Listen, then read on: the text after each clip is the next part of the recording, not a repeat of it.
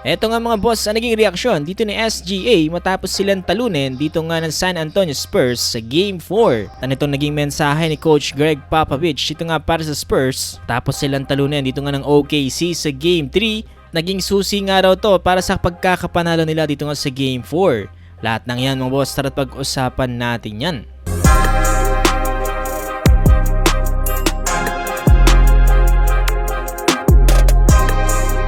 So eto mga boss, pagkatapos ng masakit na pagkatalo ng Spurs sa Game 3 ay mukhang may matinding nangyari sa kanilang locker room. Ayon nga dito kay De'Aaron Fox ay sobrang disappointed daw etong si Coach Greg Popovich. Tapos kasi ng laro ay diretsahang sinabi nito sa team, "That's BS." Nun kagalit etong si Coach Pop sa ipinakita ng Spurs itong Game 3. Ayaw niya raw sa energy, effort at disiplina ng team. At alam naman natin na kapag itong si Coach Greg Popovich na ang nagsalita, ay siguradong may magbabago talaga. Yun na nga mismo mga boss ang nangyari dito nga sa Game 4. Pagpasok pa lang ng laro ay ibang Spurs team agad ang nakita natin.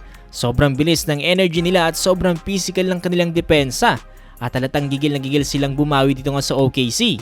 Halos hindi na nga nila hinayaang makapag-init agad etong ang Oklahoma City Thunder.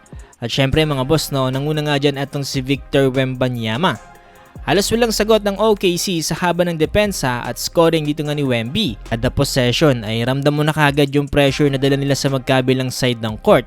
Offense, defense, rebounding, ginawa nitong alien na si Wemby. Mga boss, ang pinaka-interesting dito ay kahit si Shai Gilgeous-Alexander mismo ay aminado na nasupresa sila sa sobrang lakas ng simula dito nga ng San Antonio Spurs. Pagkatapos kasi ng laro, sinabi dito ni SGA, "They punch us in the face early." At totoo naman talaga mga boss, dahil sa first quarter pa lamang ay ramdam mo na kagad na kontrolado ng Spurs ang momentum. Hindi makuha ng OKC yung normal nilang flow sa offense dahil sa aggressive na depensa ng San Antonio. Every loose ball hinahabol at every possession ay parang playoff war. At bawat score ng Spurs ay lalong umiinit yung crowd. Makikita na rin natin na apektuhan si SGA ng haba ng pressure at defense ito nga ng Spurs. Kaya kahit usually calm at smooth siya sa offense ay hirap siya makahanap ng easy rhythm nitong Game 4. Mukhang tumalab nga talaga yung naging mensahe dito nga ni Coach Greg Popovich dito nga para sa San Antonio. Ngayong tabla na nga ang series sa 2-2. Ito na siguro ang isa sa pinaka-intense na playoff series ngayong taon. Parehong bata pa ang dalawang teams pero parehong gutom na manalo. Sa side ng OKC, gusto nilang patunayan na sila ang bagong hari ng West. Pero sa Spurs naman ay mukhang ayaw pa talaga nilang magpahuli, kagaya na lamang nila Victor Wembanyama at De'Aaron Fox. Kaya sobrang init na magiging Game 5 mga boss makakabawi kaya agad itong Thunder o magtutuloy-tuloy ang momentum dito nga ng San Antonio Spurs. Isa lang ang sigurado dahil malaki talaga ang tsansa na aabot ito hanggang Game 7.